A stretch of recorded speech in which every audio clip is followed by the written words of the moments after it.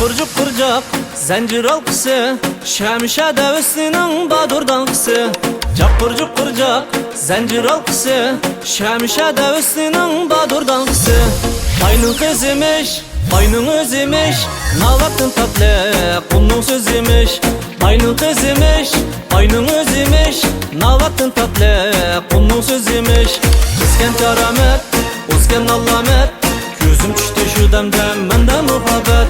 Kızken karamet, uzken allamet, gözüm düştü şu demden mende muhabbet.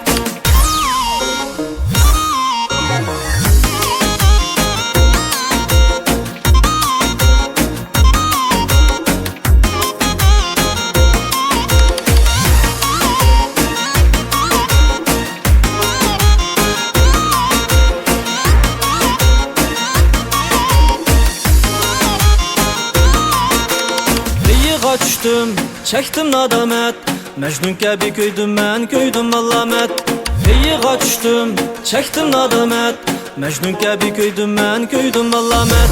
Gülleni derdim, kulluğa verdim, Dekke dükke yürügüm, köydüm devedim. Gülleni derdim, kulluğa verdim, Dekke dükke yürügüm, köydüm devedim. Asmandaki ay, çaynaktaki çay, Yürügüm ne lal kıldı şu güldek çıray. Asmandaki ay, çaynaktaki çay, Yürügüm ne lal kıldı şu güldek çıray.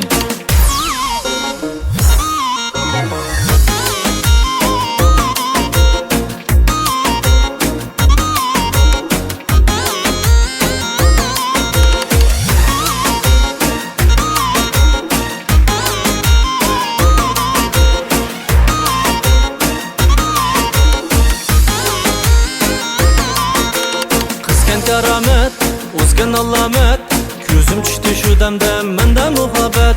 Kızken karamet, uzken allamet, gözüm düştü şu demden mende muhabbet. Gözüm düştü şu demden mende muhabbet. Çapır zincir halkısı, Şemşe devesinin badurdankısı. Çapır zincir halkısı, Şemşe devesinin badurdankısı. Aynın kızımış, aynın özümış, Navaktın tatlı, kunun sözüymüş. Aynın kızımış, aynın özüymüş, Navaktın tatlı, kunun sözüymüş.